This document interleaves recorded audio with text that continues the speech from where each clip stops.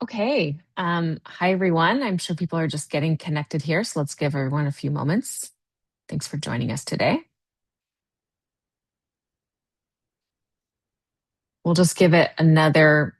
Oh, I've got a preparing live stream. Okay, great. I think it's on now. All right, we'll just give it a moment before we get started as people are still joining.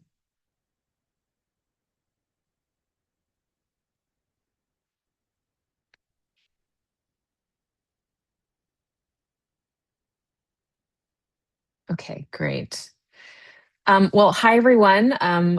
Good morning or afternoon, depending on where you are. I'm Lisa Berry. I'm the Vice President of Policy and Partnerships at Innovacer. And we have a session for you today about the CMS lead model and some decision points ahead of the request for applications, which is coming due in the next couple of months here. So as noted, I'm Lisa Berry, and I'm joined by a couple of my colleagues here, Dr. Brian Silverstein, our Chief Population Health Officer at Innovacer, and Emily Brower, who is the President and CEO of the National Association of ACOs. Brian, Emily, welcome. Thank you for joining, and let you give a moment to introduce yourselves. Sure, good to be with you. Thanks for including me. I think we're all waiting with bated breath in the next week or two for the RFA. So great timing to be thinking about and anticipating, evaluating how you might participate in this new ACO model from the Innovation Center. I'm Emily Brower, President and CEO of NACOS, National Association of ACOs. So certainly our members and the team here are getting everything, all the information they can about this model to inform and support each other and our members in their applications. So thanks for having me. Great. Hi, I'm Brian Silverstein. I'm the Chief Population Health Officer at Innovacer, and so excited to do this webinar. And this is just such an exciting time because if you look at value care delivery, and I know at least my co-panelists are passionate about it and have been involved from the beginning, and I'm sure many of you that are listening also have, it's been a rocky road.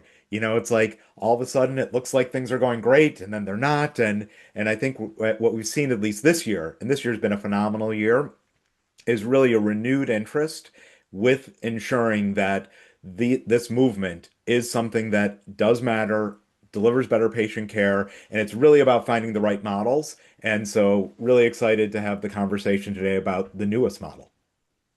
That's fantastic. And as noted, I lead our policy work and our government relations work and external affairs at Innovacer and also run our partnerships team. I also, in a previous part of my career, used to work at the CMS Innovation Center on some of the primary care models. So I'm super excited to run this webinar today with all of you. We have a bunch of people who have joined. Probably more will be watching this later. We will have Q&A. So if you look at the bottom of your screen on the Zoom panel or the screen you're on, there is a Q&A section there. And you are welcome to put your questions in there and we will try and answer them as we go along the way. You may hear answers to the questions, but do feel free to pose them and we'll do our best to respond live or follow up later as well. Okay, wonderful. So let's go to the next slide, please. So we're going to briefly talk about the lead model. There's a lot of information online. We'll talk about MSSP and that comparison.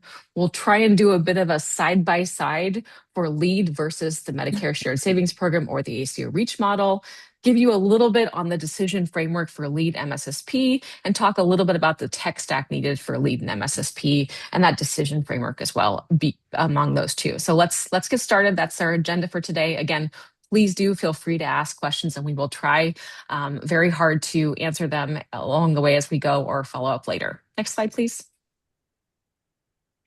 So just really briefly where we are in the timeline. A lead, the new accountable care model is intended to start in January 2027. We are here in end of March 2026. That is a very, very short amount of time to prepare and get ready and make a decision about whether you move from ACO REACH to lead or MSSP to lead or ACO REACH to MSSP. All these things have been thought about in terms of the timeline, but it is a very, very short decision space. And I think pretty notable that everyone who works in the space is being forced to kind of make this decision very, very quickly. So just wanted to point out where we are. We expect that the request for applications will come due in the next couple of months, will be available in the next couple of weeks here. So time is short. Now is the potentially the only moment we have to sort of think about the pros and cons and compare and look at the data as we're thinking about decisions to make about the future programs to be part of. So just to note that the timeline is pretty short, and this model is supposed to launch in January 2027. Emily, Brian, looking at where we are, we know, of course, that this is a 10-year model. It's pretty long, intended time period to test out the ideas and lead. How does this rate in terms of what we've seen with other models like ACO REACH and more permanent programs like MSSP? So I'll jump in. This is clearly intended to build on the experience of ACOs in both REACH and MSSP and really lay out a model that supports long-term accountable care relationships. We see the data that models that support that kind of relationship are more successful, higher quality, lower cost. And so it really does, I think, take a lot of those lessons learned and features that have shown to be impactful and put them into a new model. A lot of the features that NACOS has been and our members have been advocating for, and we can get into some of that detail in a little bit. We do see show up in this model. So really excited for that long-term trajectory, as you mentioned, with what we would describe as trying to get to fair and sustainable benchmarking, more people or Medicare beneficiaries, more providers participating in an accountable care model. Yeah, and not to interrupt, but if you could just go to the next slide, please, that'll show a bit of what Emily is talking about. Next slide. Okay, keep going. Brian, any sort of feedback on this high level view of like where LEAD sits in the history, the brief history of these ACO models? As noted, there's a 10-year performance period intended to replace ACO REACH. What else can we say about where LEAD sits in the model pantheon, if you will?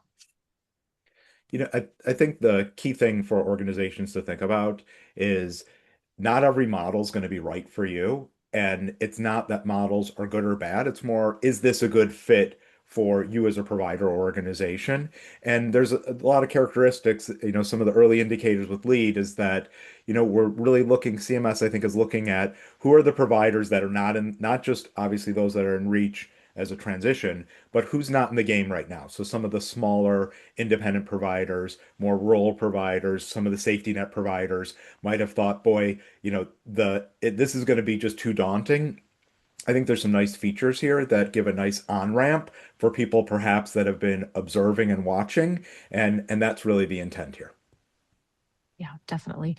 Just really quickly to answer one of the questions that came in, we can certainly look to make some of the slides available to folks who reach out to us afterwards. The webinar recording will be available for sure afterwards. So just to review again, this is the very much at a glance what we know right now, right? Again, there's going to be the option for sort of a global full downside risk, 100% risk track, and a professional based on sort of primary care services, 50%. There are going to be prospective capitated population-based payments. There is going to be an attempt to sort of merge this concept of the high needs ACO with the general purpose ACO and sort of allowing the high needs population to be built into the ACO's framework specifically. And then I think importantly, as has been discussed a lot by many of our colleagues in the space, LEAD is looking at full TIN participation, meaning every provider under a particular TIN would need to be a part of the model versus just selecting a few providers here and there. So those are kind of the high level things that we know right now.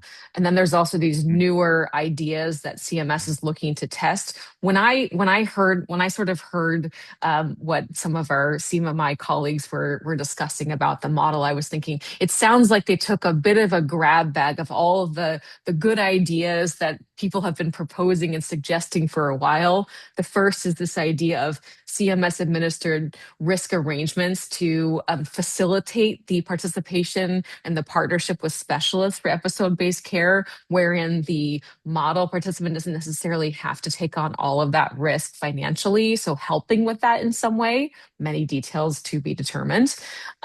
Some way of bringing in states and Medicaid and dually eligible beneficiaries into the model. There's a test planned in the future we've heard about to bring in Medicare, Medicaid integration later on.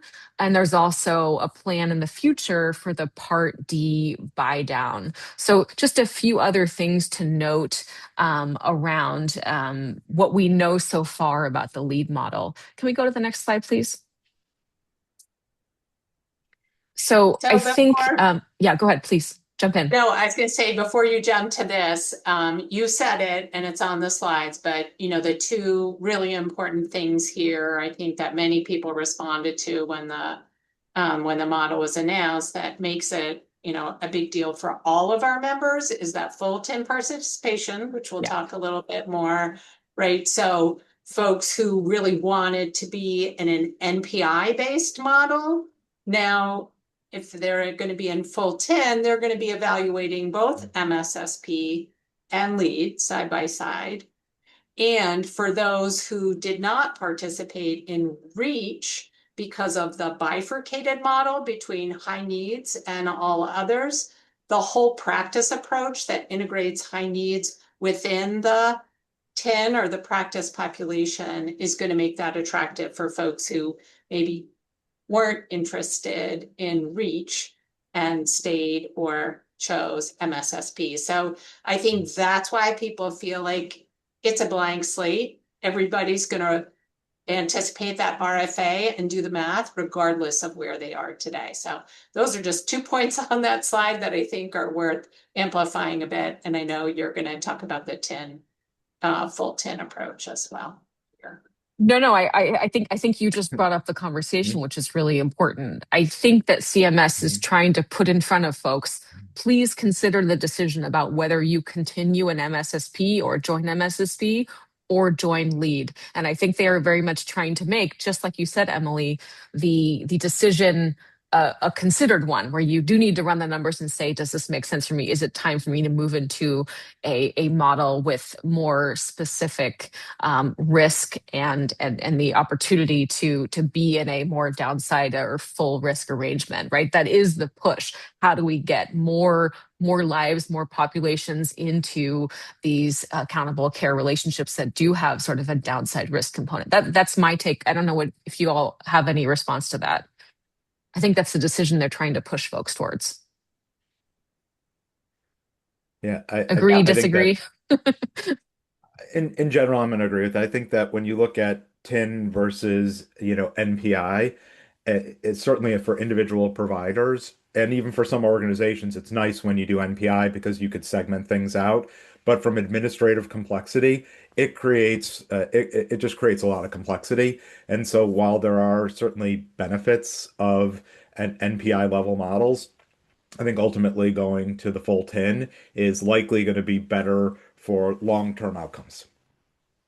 Yeah, definitely. Well, that certainly brings in more Medicare beneficiaries and more providers, right? So all providers in the 10, and then all the beneficiaries that can be attributed. And we can talk about some of the attribution enhancements as well, but certainly growth, more beneficiaries, more providers, I think will come from this, either from folks in REACH moving into LEAD with a full 10, or folks who have been sitting on the sidelines, as you said, Brian, who can see this as a model that better reflects the way that their practice is composed.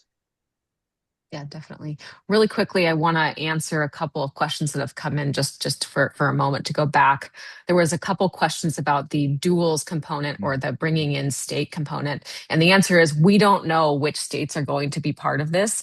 I do not believe they have been selected yet. That is intended to be a future state. I can tell you, having worked for the CMS Innovation Center, that they are probably having discussions with states already. Some states may have reached out, they may have reached out to them. They're probably looking to find the right states to participate who want to kind of go forward with this investment and quite frankly this experiment about incorporating and combining forces across Medicare and Medicaid and creating a unified approach for duals. So no, the answer is we don't know yet.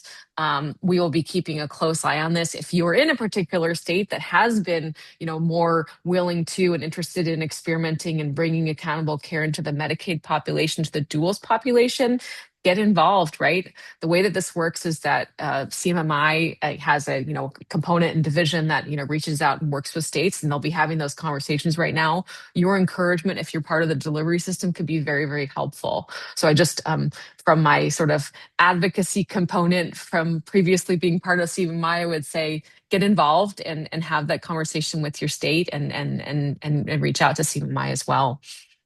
So I think that's just something I wanted to share about that. Yeah. It'll be exciting to see which states. I think that, there's if I'm sitting there at CMMI, what I'm thinking about is which states have the infrastructure in place already with Medicaid that we're going to a lot of model success really depends upon the operational details and simplicity. So it's okay, which states are really ready and have the infrastructure. And so, who's been participants in the past. So we know that we're going to be able to work with the Medicaid agencies. And so I think that there's likely, like you said, there's likely conversations happening today. And certainly to the extent your state has been engaged in the past and you're interested in this model, then absolutely, being able to share that voice could matter. Yeah, definitely. So we have a bunch of interesting questions here. Um, one, let's just stay focused on the TIN for a moment. One question is about if an organization can enroll some TINs in LEAD and some TINs in MSSP. I assume yes, right? It's just a specifically the TIN level. You have to have every provider, every NPI in that TIN. Any other understanding, Emily or Brian? I haven't seen anything that would say that you can't. I think this will be one of many times we'll probably say the RFA is going to have all the details, right? So, but based on Yeah. how models have worked in the past and what we know about overlap, uh, it's it looks like it is a 10 specific model. So sure, if you have multiple 10s, you could participate in multiple models. You will want to look for how are they going to deal with attribution overlap between this model and MSSP. They have a way today of checking and making sure that there's not overlap.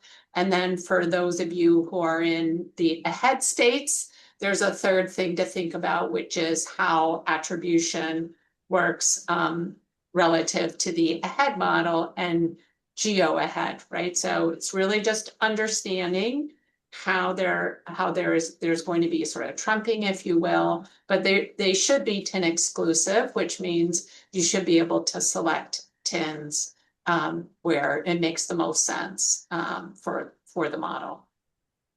Yeah, I think And that's that's been a another strategy. important caveat, right? Let's just say a caveat again, everyone. The RFA, the specific rules are not yet available. And so while we have a good sense of what CMS has already said, please caveat everything with the specific rules, specific details will be in the RFA from CMS. Sorry, Brian, keep going.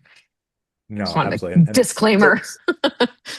Absolutely. Certainly, obviously, there's elements that what we're going to discuss today are going to be speculative in nature but nonetheless, we've got a lot of experience in this and still could be surprises. But it's interesting when organizations historically but some organizations have been very successful having different tins even in different models, and it just requires operationally a lot more complexity. And so it's something that isn't a beginner strategy, that's the advanced strategy. And sometimes you see that where if you have, depending on your organization or entity, you have some practices that are a lot more sophisticated and others that aren't. It makes sense to have kind of those two tracks. And so that certainly might play in here as well, but that those are more advanced and not the beginner place. Yeah, definitely. So there are a bunch of additional questions that we might need to follow up on. I just want to make sure we don't speculate too much there. However, just one thing to know that has been announced so far is around the minimum beneficiary requirements, right? And so there are a couple of different ways to look at this. There's sort of a standard ACO, then there's the high needs focus, and there's the new entering ACOs. They're suggesting a bunch of different on ramps. I think the goal is to get more people, more accountable care organizations, more entities to participate over time. As Emily had said up front, right? And Brian as well, one of the goals is to get more organizations into the program. So providing kind of staggered on ramps and having lower requirements to start and things like that. So truly, they're thinking about these different beneficiary requirements to try to make it more attractive to more participants. Let's move to the next slide just so we have that up in front of us as well. Next slide. Um, So Again, can this I is just kind of, add, yeah, jump I'll in, add one please. thing to that, Lisa. And Yes. while we will all expect that the RFA will have the definitions for high needs, so you could actually replicate that and find out how your practice compares to that 40%. And there will be definitions of what is new, how far back they look at a TIN and its participation in models. If you just really wanted to start thinking about that, you could go to the REACH model page and look at how it works today in REACH just to get the gears going. You'll need to see the RFA to actually understand what it will be in LEAD. But when you look at REACH, you can see some of those indications. That could be a place to start thinking about what those might mean for you. Yeah, definitely. That's right. So just to recap a little bit about who we think LEAD is designed for. We think LEAD is designed for current REACH participants who need to transition as that program is ending in 2026. Also bringing together the folks who have been in sort of the high needs track, if you will, of REACH, serving complex populations. As we've noted, they have indicated the intention for LEAD to also appeal to smaller, rural, underserved practices and entities who previously have not been participating.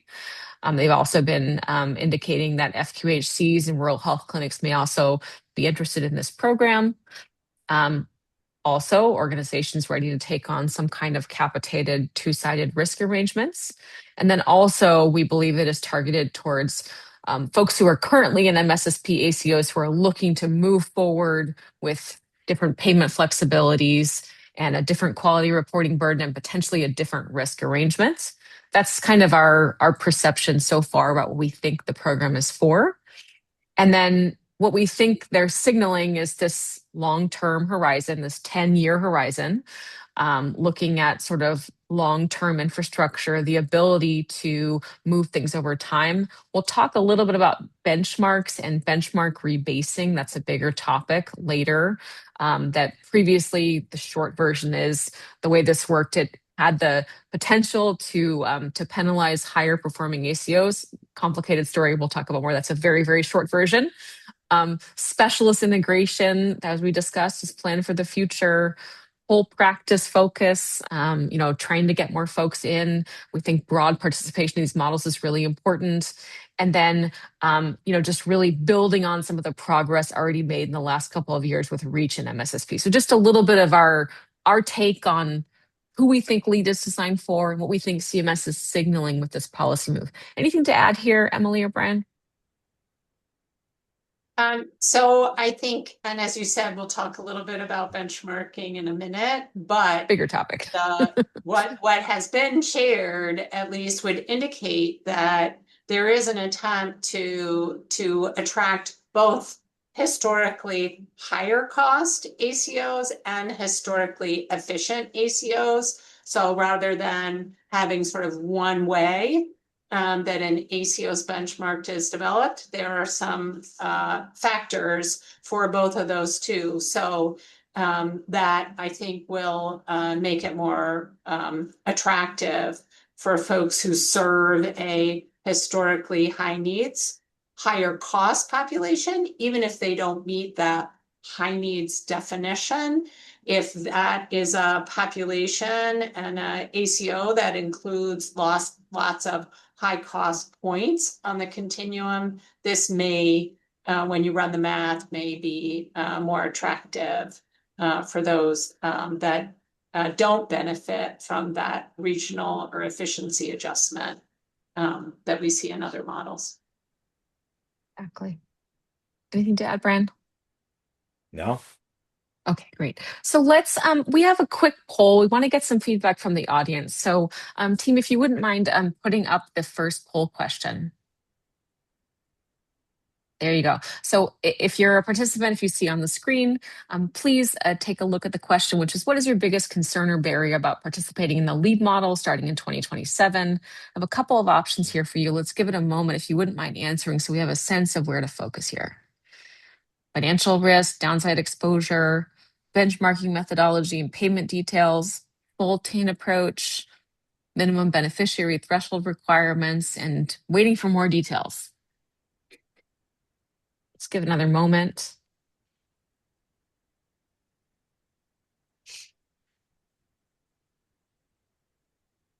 It's always the fun dance with the new models I is know. that the information, it's like they get announced and then the FAQs come out and then it's the RFI and so it's the excitement to see what's to come.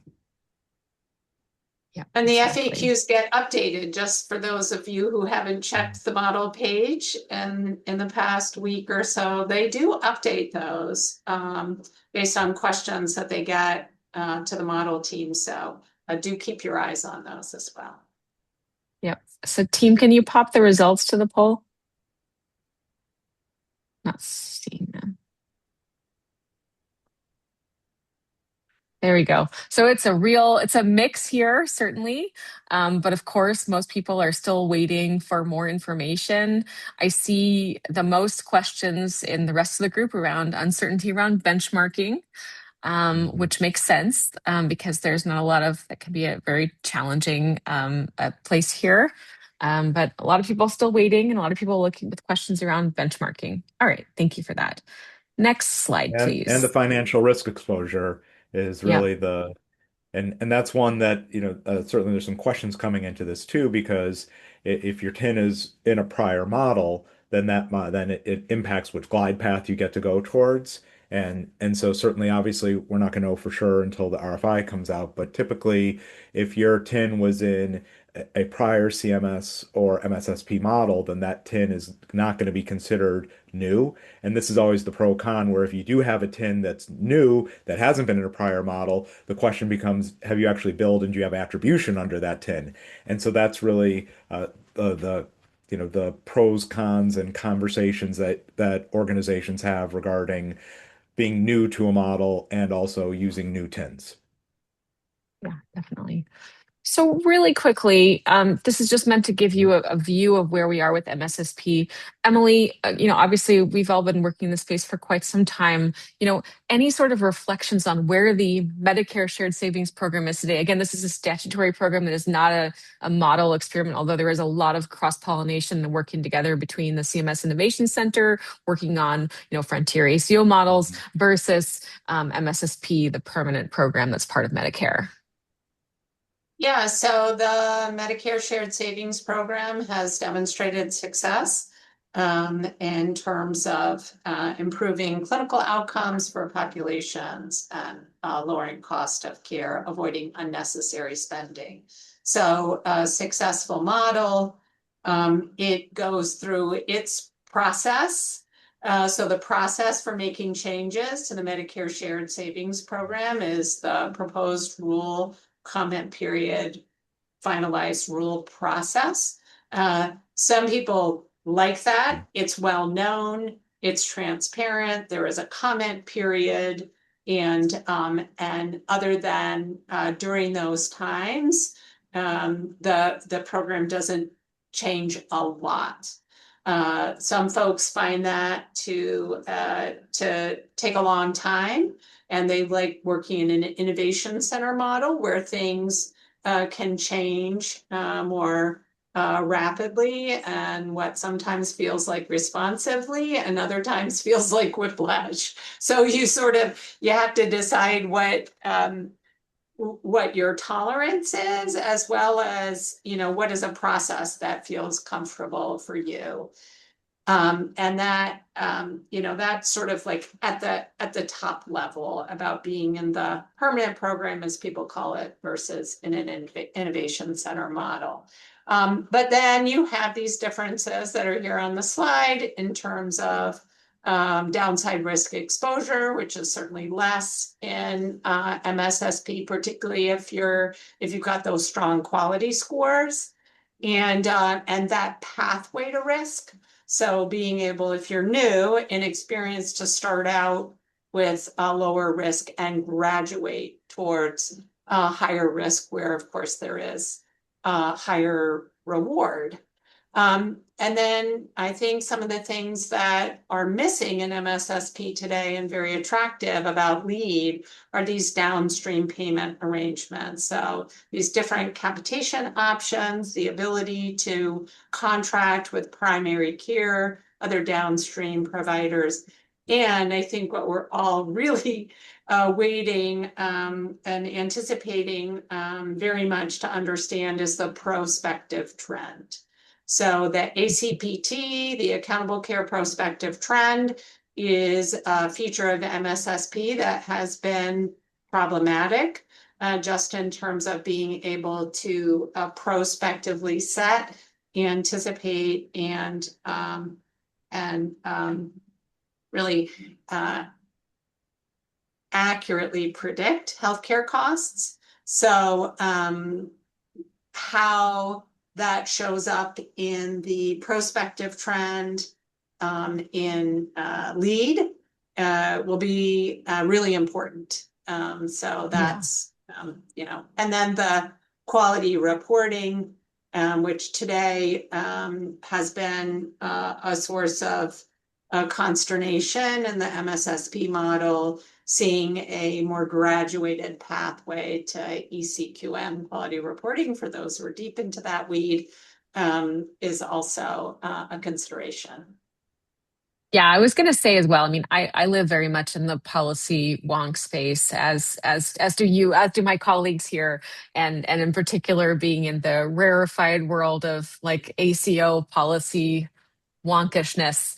When you think about why benchmarking matters, at the most basic level, it is a shared savings program or a program that is looking to, improve the quality of care while reducing the cost of care or some combination thereof.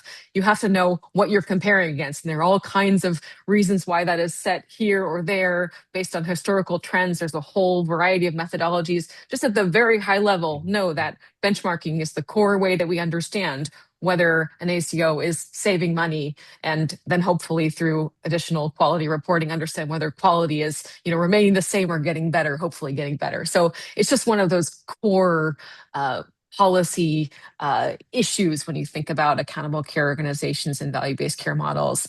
And then you can go, as you were saying, Emily, you can go so deep on the details and the methodologies, and those are a lot of the things that are being tested and changed and negotiated around with accountable care models.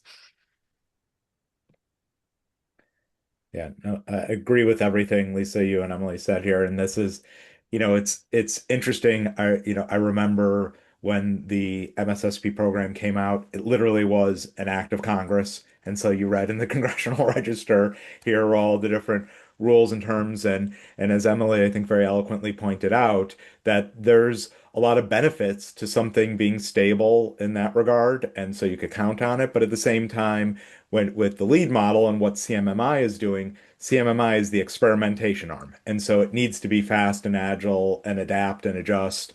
And the other thing too, even just within MSSP, you've seen over time as organizations moved from no downside risk to more downside risk, they got better results. And so there really has been, I think, an evolution within the industry that's occurred where as organizations got more comfortable and understood, they made investments, they get better results.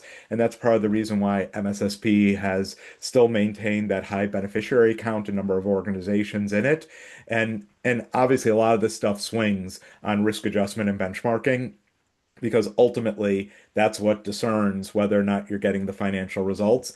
And this is one of those, it's almost like a chicken and an egg scenario that if you adjust the benchmark too frequently, then you're not really rewarding what the work that's been done. If you don't adjust the benchmark, then you're letting people potentially, that have made improvements get paid for those improvements over a long time period. So I think there's always going to be calibration back and forth. And it's just about striking that right balance to ensure that organizations are really incentivized to make the investments to improve quality. Yeah, and this is, of course, Emily, one of the areas that NACOS has been heavily involved in because there are so many complex policy technical details that may not be immediately obvious to the folks who are maybe writing the rules or creating the models in a vacuum sometimes that we really come up in detail when ACOs are running the programs and encountering issues and identifying, data challenges and things like that. So that's been, I think, just as I've observed over a number of years, some of the work that NACOS has done to highlight the issues. Sure, absolutely right, because that's where the policy becomes action. And the operators or the folks who are leading this work in the field know very well how that shows up in how they're able to invest in their programs. So, yep, for everybody, as you pointed out, that benchmark is sort of for the program, how success is measured, but it's also for the ACO, how they can understand where they expect to see a return on the investments, and the investments are significant, right? So you've got to be able to know that you're going to be able to generate a return on that, both clinically for the people you serve and financially to be able to continue to invest.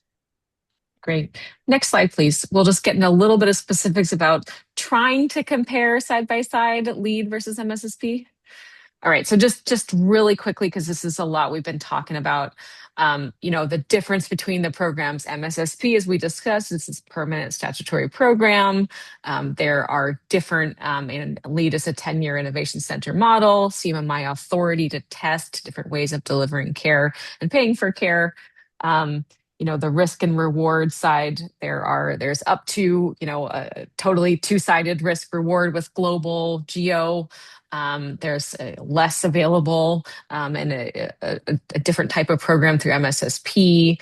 There's a difference in benchmarking here. We can probably discuss for a minute about benchmarking rebasing that we discussed versus never rebasing potentially under LEAD.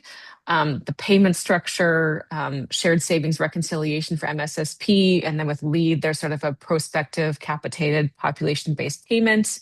The beneficiary alignment, the difference here is that there is potentially some kind of hybrid beneficiary alignment. And also, we haven't mentioned this yet, LEAD is going to bring in the opportunity for mid-year TIN additions, which is a big deal. I think that's been a lot of feedback from NACOS members and NACOS to CMMI on that front as well. Just really quickly here, the specialist integration, this idea, the specialist integration program that is kind of still to be developed, CARA, CMS administered episode-based risk arrangements, that will bring in sort of more formal integration with specialists, and then potentially in the future, as we discussed, that Medicaid integration component. So let's take a minute here to discuss what we know so far about the benchmarking differences, and then maybe also about the alignment differences. Comments on that, Emily or Brian, what we know so far from LEAD? So as you said, that 10-year no rebasing, that doesn't mean the benchmark will never change. There are adjustments to the benchmark, right? But it won't have that Mhm. sort of new agreement period where an ACO has gets rebased, sort of updated to their baseline, a new baseline period, so a new starting point for creating the benchmark. So it does appear, it indicate that it won't have that component, but there will still be trend updates to the benchmark as time goes on. And so then that's going to be the place to look to say, so for those trend updates with this sort of dual benchmarking approach that has been described, one for historically high cost, one for historically efficient, it's really going to take math to, actually do the modeling for both MSSP and LEAD to see which makes the most sense for you. So I think that does become a math question, even though I think most folks who've been in these models like the idea of not being rebased. At the end of the day, it's going to depend on your efficiency or cost relative to your region, relative to national, and how they develop that, how they build the trend update. So it's still a lot to consider. Just saying there's not going to be rebasing is only part of the story. Yeah. And I think that's an important consideration and something that any chance you have to talk to people that are in legislature about this so that they can understand, many times putting in place some of the different clinical programs for you really to get outcomes, it's going to take months, if not years. And that's why it's important to recognize that we want to incentivize people to put the infrastructure in place, make the investments, do the right thing. And so you really have to find that right balance and agree with what Emily is saying is that there are lots of different actuarial ways that their adjustments are made, and so you really do have to pay attention to the details. Yeah. There are a couple of questions that have come up, including asking if LEAD will have a benchmarking discount. Anyone know the answer to that? I'm not sure I read that particularly. There is. So this is where I would say we'd really be looking to the RFA for that detail, that discount off of historical cost. I think there has not been a lot about that, and so that's one where I'm gonna punt and say Yeah. I'm gonna wait for the RFA before speculating about that. Absolutely. One other RFA question that I think will be answered soon is they have indicated there will be other opportunities to onboard to LEAD beyond this one into 2027. But again, that is simply what they have indicated. I believe that that has actually been updated in the last couple of days in the FAQ section of CMS's website. So we assume that that's true. I think with everything CMMI model, just keep in mind that, they're starting a program right now. It's planned for 10 years. They're talking about having more opportunities to onboard, but at the same time, these kind of programs can certainly change over time and, they might limit additional onboarding opportunities later. We just don't know yet. And we can't speculate beyond saying that, they will release more information when they do. Generally, they have a couple opportunities to onboard. Okay. And then just quickly, next slide, so we can look at lead versus reach. Before we get into more details on payment. Yep. And so just again, ACO Reach is not an opportunity for you to onboard to now. So just know that these are some of the differences that you see. ACO Reach is ending this year. So, just some of the things that you find in LEAD are some of the things that have been tested in Reach and then continued to sort of evolve. So it just gives you a quick side by side. I think one of the differences to note is the different quality withhold.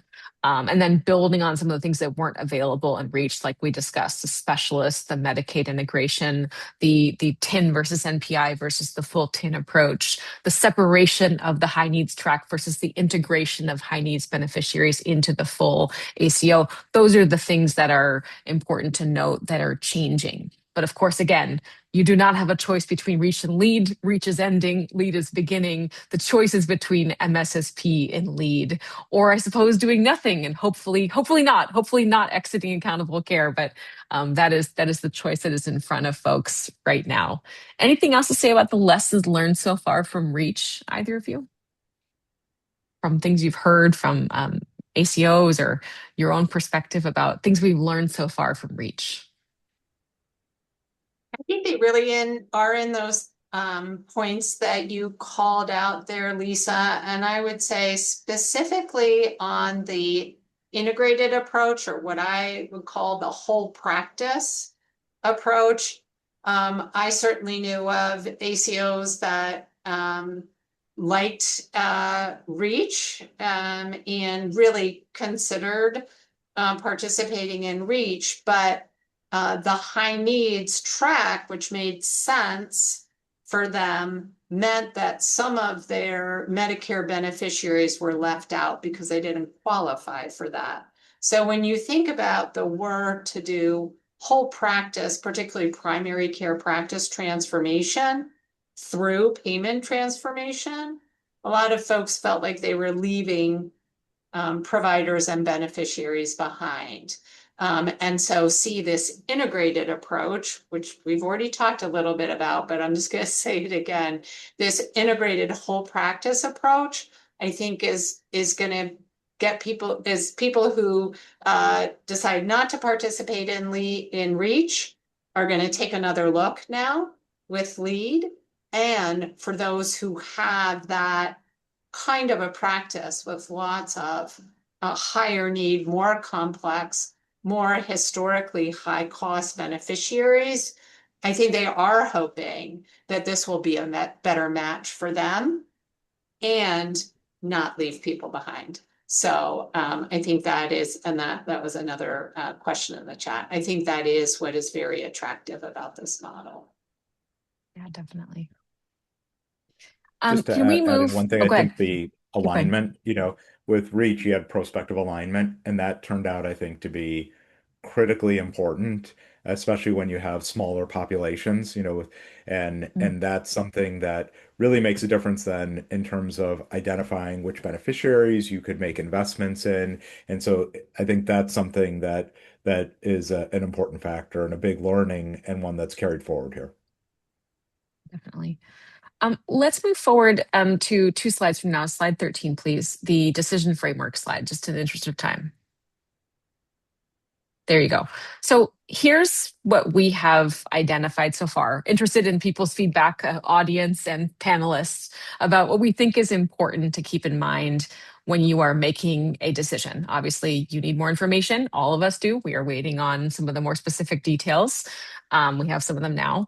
But I think the things we've identified as sort of part or core of the decision framework is number one, financial readiness. Number two, care model readiness. Number three, data and technology infrastructure, and number four, population and alignment. These are pretty basic, but these are the areas we think you need to look at when you're thinking about, do I move from MSSP to lead? Do I move from reach to lead? Do I move from reach to MSSP? Do I do something else entirely? I think these are things we think are important. We generally are interested, right, in lead for many of the folks we work with, but also understand that there's going to be different decisions you make based on all these questions. So for financial readiness, right, can you protect against losses? Do you have really expertise or a partner who can help with the model performance necessary for the benchmarking scenarios under lead? Can you compare sort of potential savings under MSSP or leads upside potential? So I think financial side, I think care model, there's a lot of questions around specialist engagement, care coordination for dual eligible and patients who are homebound, beneficiaries who are homebound. Is the timeline around ECQM reporting across all of your providers in an MPI or in TIN, is that feasible for you? On the technology side, we've talked about that a bit already, right? Unifying data across different settings, real-time risk stratification, predictive analytics, reporting at scale, and then the population and the alignment, looking at the different scenarios around voluntary and claims-based alignment strategies, prospective alignment. how that alignment will shift under LEAD's methodology, some of it still to be determined. And then the hybrid alignment option, if that's a good choice for you. So those are kind of the framework things that we've thought about. Emily, Brian, your thoughts here, anything else you would add? How would you help folks make this decision now? Or not now, soon, in a few weeks when we have more information.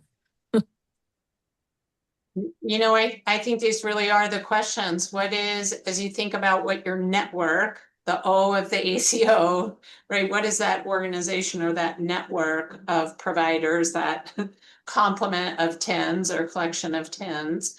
What is that going to look like? Are there differences such as specialist participation when you look at that network that might incline you to one versus the other? That has less to do about necessarily some of the things we've talked about benchmarking, but more about what is your hypothesis for change? What is it that you think your ACO can deliver in terms of actual changes in care delivery, better outcomes, better avoided care and duplication of care that is is simply not good and not helpful for patients and providers. So there's some thinking around what is your hypothesis of change? Why do you think this model is going to be good for you and your providers? That feeds into these technical components, but I would say really starts there around what's your hypothesis? Why do you think this is going to be better for the people you serve and the providers who serve them? Definitely. Yeah, I would build on that, and I think just even broadening what Emily was talking to, which is when you look at the population you're serving, one of the big questions is how can you get more of them in relationships that are going to focus on the right thing? And the reason why is, if you take the average PCP, I'm seeing 25 patients today, and if only five or two or three are in any given model, it really doesn't make a lot of sense at the practice level to do anything. So part of the goal is how can you get more of those 25 in a model? And so what I encourage organizations to do is to take a step back and say, what's our total population? What are the different payers? And what are the different programs that potentially different payers, from commercial payers to Medicaid to obviously in your Medicare as well as Medicare Advantage. And then that really is the starting point. And then it's okay, in those programs, how can we make this as administratively simple as possible for the frontline providers? Because ultimately, if the frontline provider has to remember or do things differently for everyone, that just is a recipe for disaster. So it's where is your largest population, and that's where you want to start, and then how do you build upon it? And then you get into some of these more detailed questions. Definitely. Just really quickly, I want to answer a couple of questions that have come in as well. There's a question about the coding intensity factor component on risk score growth. And I just want to say, I don't think we have those details yet. As Emily has said, one thing you can do is look at what has been made public and been applied to the ACO REACH program.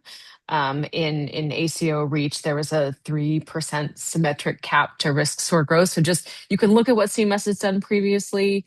Those details will, be part of, further methodology papers and publications from CMS about the program. But I don't think we have that information yet. Unless anyone disagrees with me, I think that's the safest answer right now is that we're still waiting on some more methodology details. I would Seeing agree, nodding. other than the concurrent risk score, the risk score, how a Mm. risk score is developed for the high needs population. Right? I think there's lots of indications that that worked well for in reach and will continue to be applied. But even there, I would want to check the RFA for exactly how that's going to work. Yeah, exactly. And then just really quickly as well, there was a question I think came in to someone else saying, would higher needs or clinically complex patients be better suited for lead? I think again, looking back at the experience from ACO REACH, that the high needs ACO sort of carve out in REACH, was definitely interesting for a number of ACOs, and they were able to bring in a higher needs population. The intention with lead is to incorporate some of those, as far as we understand, is to incorporate those learnings from Reach and bring in those high needs populations into the main sort of ACO and bring that in together. So I think CMS is indicating that they do believe that LEAD is well suited for ACOs that also serve high needs populations. Any other comments from either of you on that? I think that's the way they're trying to point us. Yeah, Yeah, just and add I think into that's the certainly a good place to start, run the math, but yeah, I think the Right. intention is there. Okay, and great. and and looking even at the, concurrent risk scores, that's something that is going to be for a population that's a higher needs population. So there's a that's a signal there as well. Great. So we are running short on time, of course. So let's move quickly to slide 15, please. We'll just skip the next poll question. Just really quickly, kind of to recap here, what we see at Innovacer, and I'm sure what NACOS has seen across all of the ACOs that they work with and everyone they work with, we do believe that there is a tech stack that you need to do this work successfully. Here's what we have learned, and that happy to take your feedback as well, but what you have learned, what you're looking at, we see the need for unified data across claims, clinical, social determinants, and social care, pharmacy sources. We think you need risk stratification and predictive analytics for proactive care.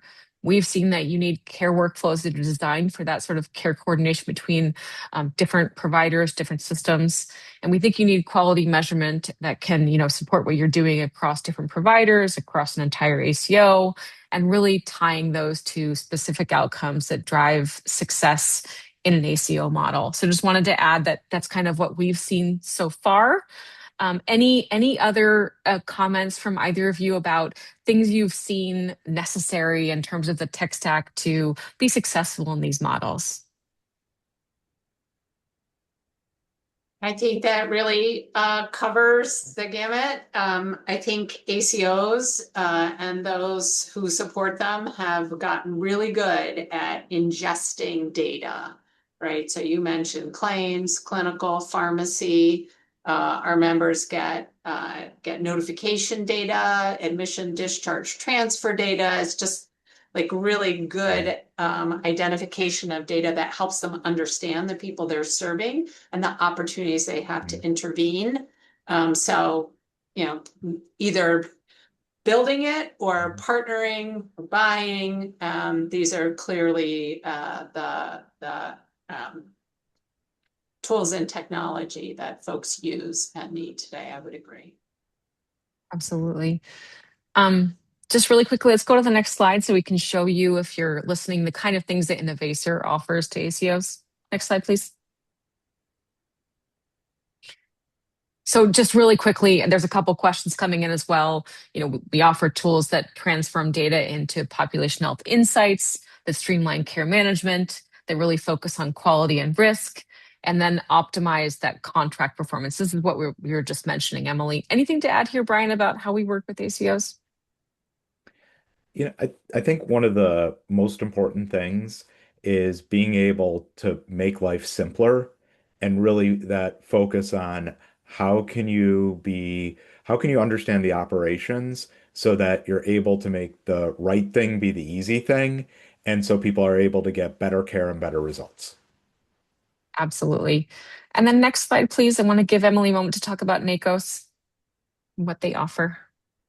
Thanks. So we've got a ton of resources on LEAD and Decision 2027, if you want to create a headline for our members, right? And we have members with tons of experience and Reach, MSSP, back to the early CMMI models, next generation, and going all the way back to the Pioneer ECO. So we've got a wealth of resources within our membership, and we have extensive support for folks who are new.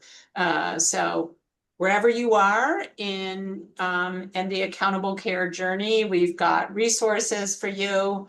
We've got some here that you can just grab the QR code and either join a webinar, be in a listserv group, a roundtable, and So lots there for Mhm. you. And I would say at our spring conference, I'll just call out timing of that April, those April dates, 22nd to the 24th. We're going to have the CMMI team there at the conference. You will be surrounded by folks who are deep into making their decision about 2027. So lots of expertise from the NACOS team, from CMMI, and from your peer ACOs, most of whom are NACOS members. So take advantage of that. If you haven't come to a NACOS conference before, or you're on the fence, this will be a great one